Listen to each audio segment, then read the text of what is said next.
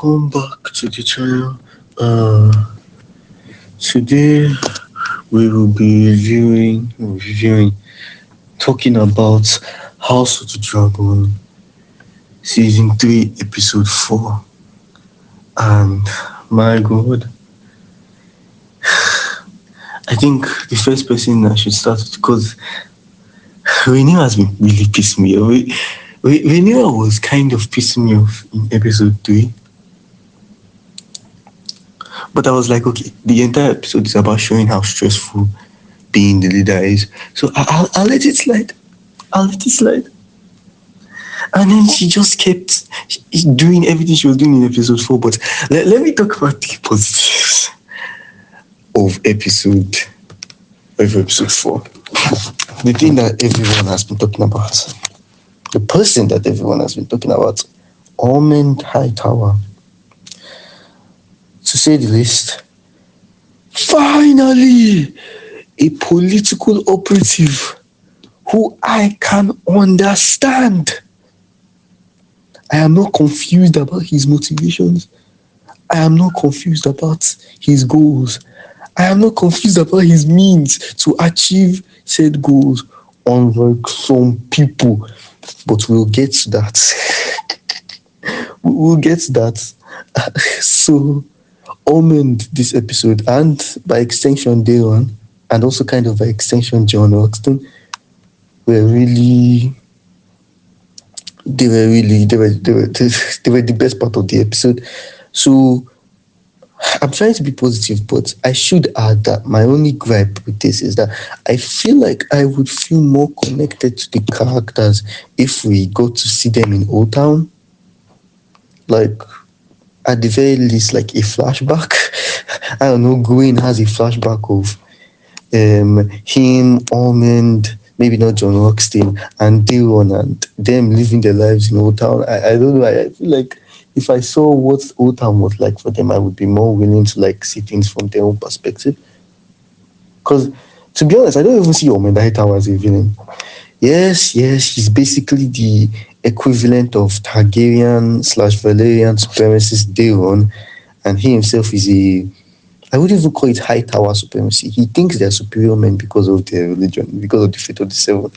So it's more of a faith supremacy thing, and also he thinks he's smarter because, Old Town is not just one of the major centers of like trade, which makes them very wealthy, and basically the major center of religion until Baelor, until King Baelor, who builds the Sept of Baelor, the religious Targaryen king. Until he comes, the High Towers are basically like, well, not the High Towers, Old Town is basically the religious foothold of the Fate of the Seven.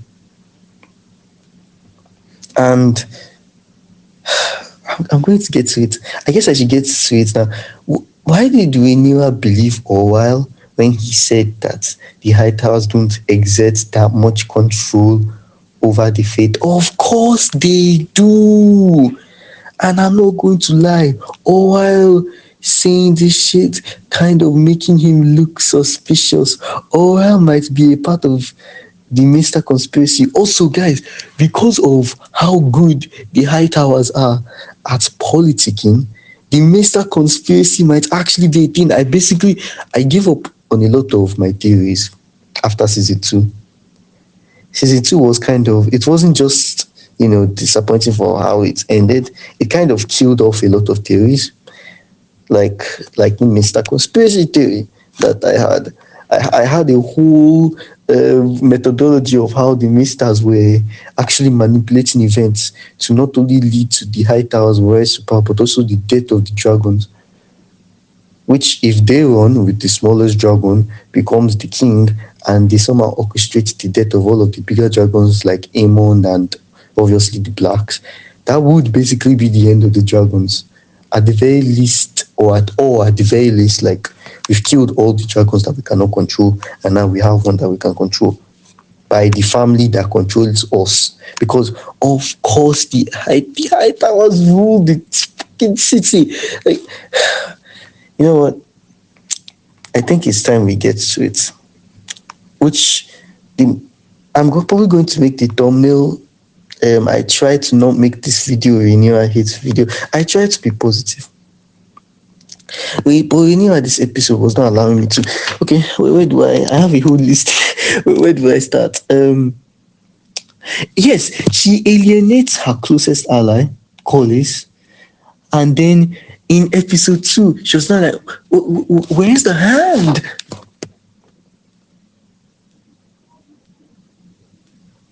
Are you serious? And but I love Miss Aria's face where she's asking this. It's like the guy threw a tantrum. He crashed out. He pulled a Raymond. He was like, those boys are bastards. He just didn't add the, you are a part. And you're wondering where he is. And she was even being kind of pissed off about it when Alan shows up in Otto's place, which is kind of like Tywin Lannister sending Tyrion in his own place to be his own hand of the king. I like that. I like that comparison. The showrunners, they be confusing me sometimes. They compare the Valerians to the Starks and the Hightowers to the Lannisters. What? Like it's literally the opposite way around. Like how the Blacks as a whole are way more similar to the Lannisters. Like by far, way more similar to the Lannisters. They're basically nicer versions of the Lannisters. Maybe not that much nicer if you're looking at people like Timon, but they're basically nicer versions of the Lannisters. While the Greens are the ones who have similarities to the Starks. They're basically evil Starks. But we'll get to that. We'll get to that. I'm on my Rhaenyra hitting that. Yeah. So the money for the small folk. So it was basically being treated as a which one will she choose? Will she choose to keep on being the people's champion and support the small folk and fund their existence, or will she give the gold cloaks that literally brought her to power with more money? And this just reminded me of a situation of our own ancient history for, I think it was Augustus.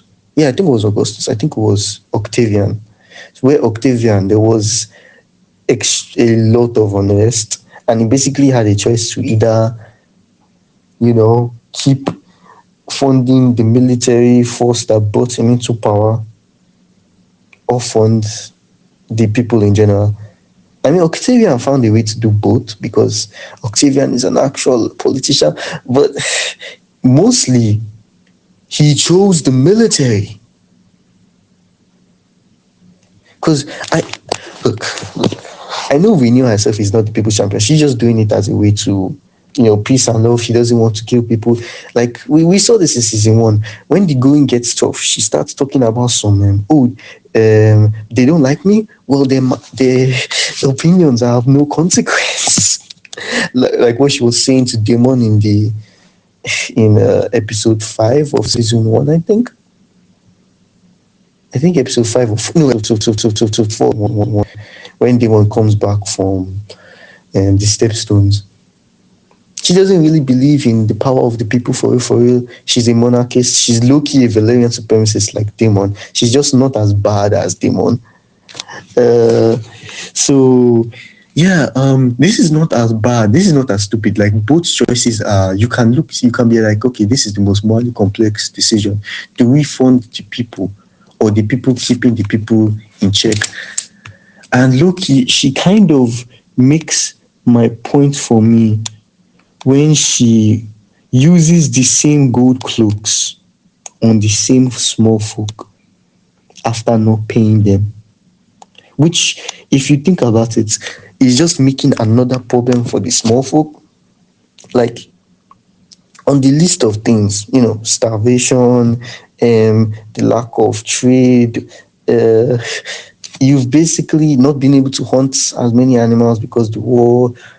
You've basically added another problem on a small folks' head, which is police brutality. You basically, because of street graffiti, that one of your dragon seeds saw. By the way, this episode they're also making it very obvious that she's going to lose the dragon seeds. Like, I would say, spoiler alert, she's going to lose the dragon seeds, but they're making it so obvious. Like, there's no need to say spoiler alert. Everybody can see a mile away, even people that have not, that know nothing about fire and blood or the actual dance of the dragons. Everyone can see she's about to lose Hugh. At the very least, she's about to lose Oath. At the very least, which is another problem. Like, but why aren't they landed knights? You don't even have to legitimizing them. Make them landed knights. Give them small holdings. Kind of like you did in the book. Oath is uneducated as hell. Make him educated. Even in, like, when you likes to style herself as like, oh, I'm doing all this for the safety and stability of the realm, which the Greens also said that, and that led to their coup, but whatever. If so, in the event horizon, that's Oath and even Hugh maybe take over, would it not be better if they were educated political opponents instead of what Oath currently is?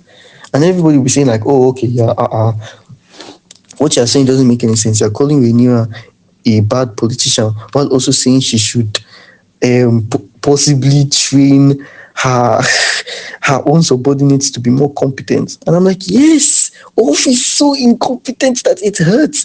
Teach him how to read. At least that man had to rely on somebody else reading the freaking graffiti for him. Okay, I need to get to the other things on the list of bad decisions that Rhaenyra makes. Oh yeah, she doesn't even like. Does Rhaenyra not know that Jaehaerys and Alicent existed?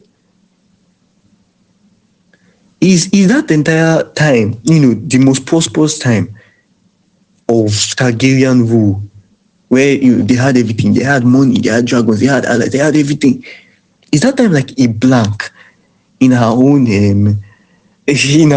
Like, she knows nothing about how Jaehaerys actually did all that stuff. Like, they called him the conciliator for a reason. The main people he conciliated were the fate of the seven. He got the fate of the seven to give the Targaryens a specific leeway to do Targaryen incest. One of the main things that the fate of the seven hate about the Targaryen is the fact that, they keep it in the family, for the lack of a better term. And he found a way to get the fate of the seven to give them special leeway to do that. That was Jaehaerys. That was conciliating. Rhaenyra had one conversation with Septon Eustace, who is, I guess, shout out Septon Eustace, who is one of the writers for the historical accounts of the Dance of the Dragons. And I see why he takes the side that he takes. Like, I see why he takes the side that he takes. So, like, she talked to him once. I was like, oh yeah, how do we replace this guy? Even Orab was like, do you mean like violent replacement? And Rhaenyra was like, I must confess, I did not expect you to be so bloodthirsty. Yeah, the one talking about replacing him. Yeah, the bloodthirsty was here. Orab is just trying to understand what you're trying to say. Like, you can't just replace him with another Septon. It would be so obvious that is what you're doing.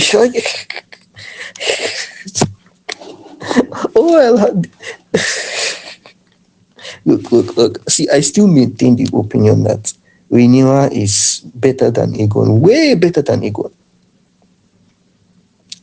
But at least Aegon had people like Otto and Alicent around him. King Jasper Wild, yes. Even the grapist Jasper Wild was more competent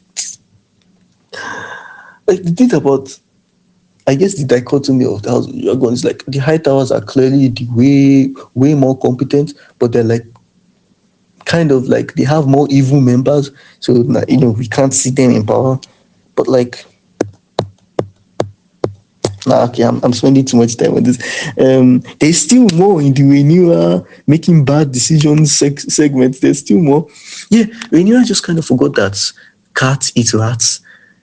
Like she's walking around the red keep and she's like, "There's so many rats everywhere. We have no rat catchers. What could we possibly do?" And she has to have it suggested to her. Like, in the books, Otto has actually kind of already been solving the problem, and he solves the problem by like just releasing like hundreds of cats into into the red keep, and that ends up leading. This isn't really a spoiler. That ends up leading to why there are so many cats in what do you call it, in Game of Thrones. In Game of Thrones, like the cat that Arya chases in order to train herself, which is that might be symbolic. Like I probably need to have a separate video for all the symbolism of like House of Dragons. Like the point where they are the most cats in King's Landing is the point where the cat house, the Lannisters are in charge. Like, huh.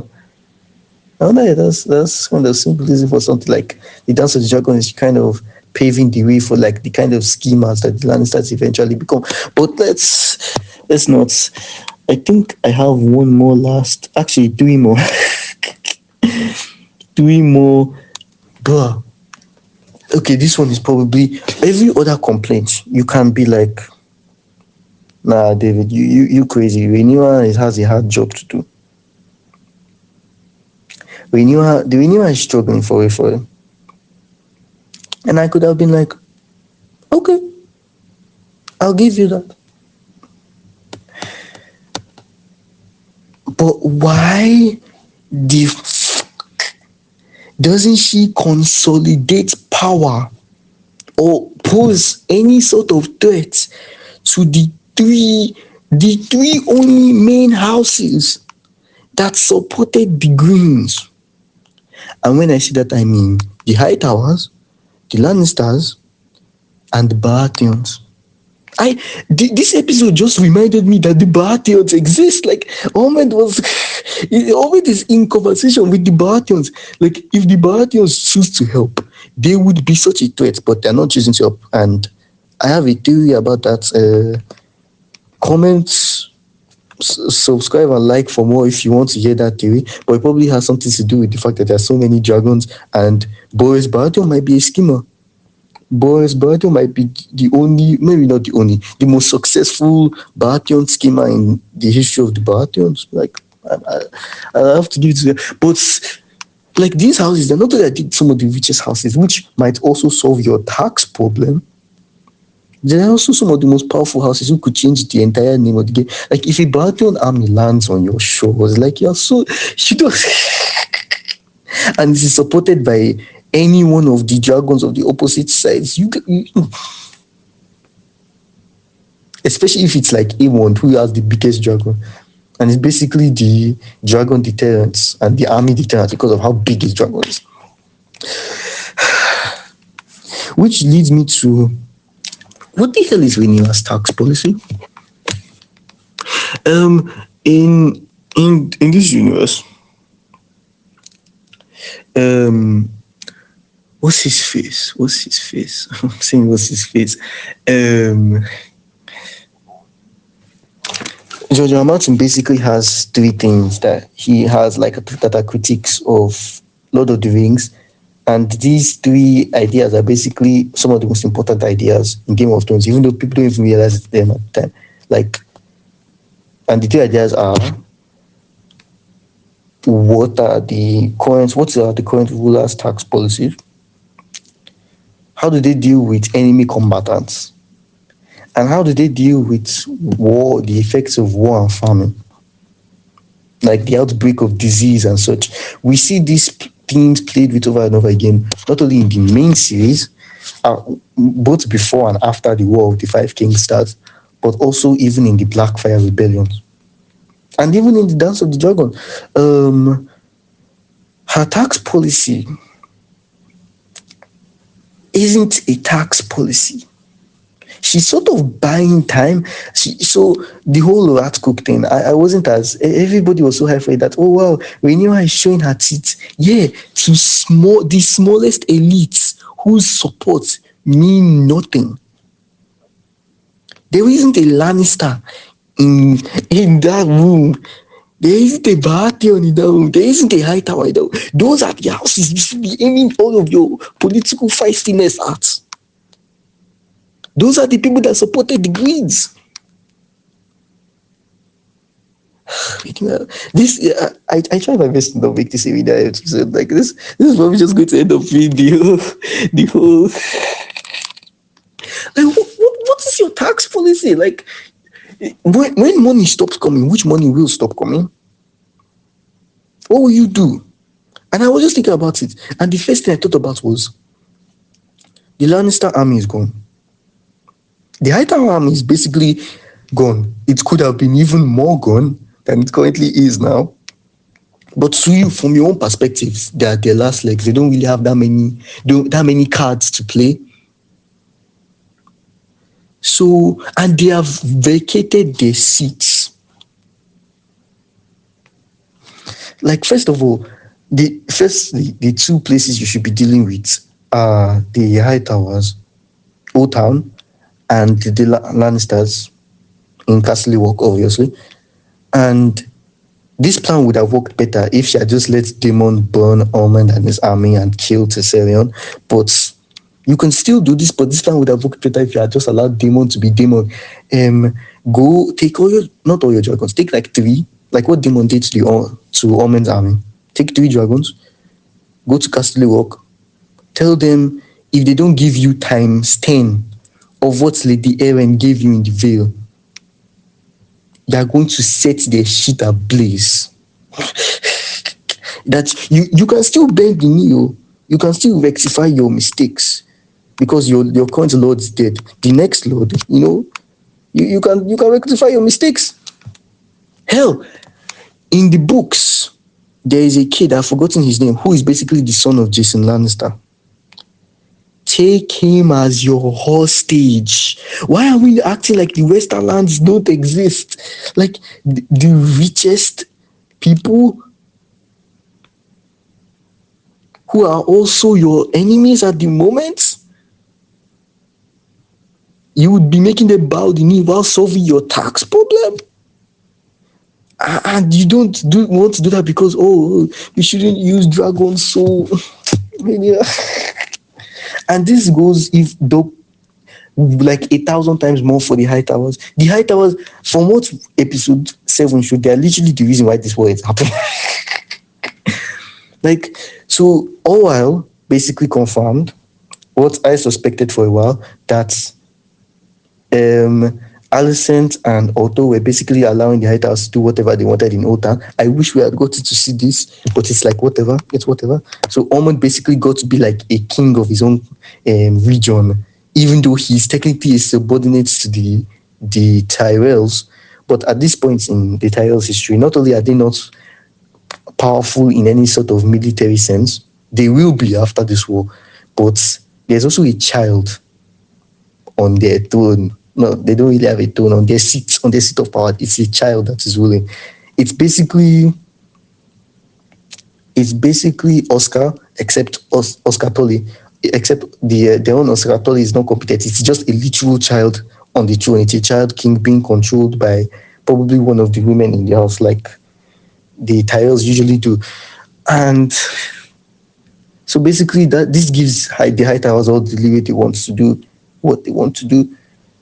The Hightowers and the Red Wines, I think, along with other small houses like the Roxtons, are the only green factions.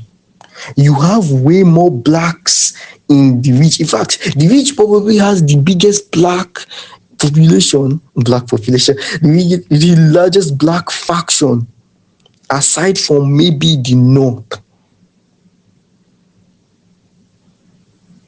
Why are we not using them?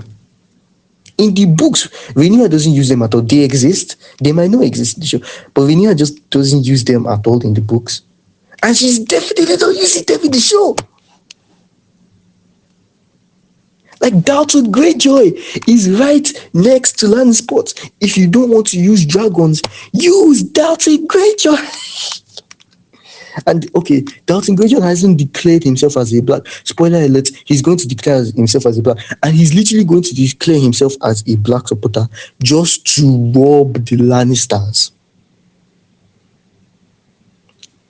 Like, why wasn't this the plan? Do you people have a plan? Does we even have a plan? At least Ormond has a plan. Does we even have a plan?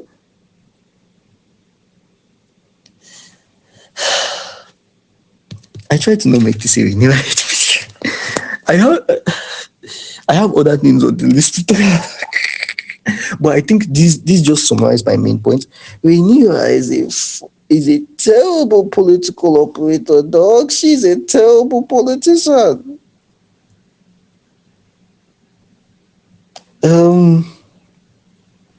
Comment on what you think is Rhaenyra's worst action in the episode. I'm pretty sure I'm missing another one. I mean, I guess the Rhaenyra situation, but she doesn't really know it's Rhaenyra, so she can't really. I'm not really expecting her to be smart there.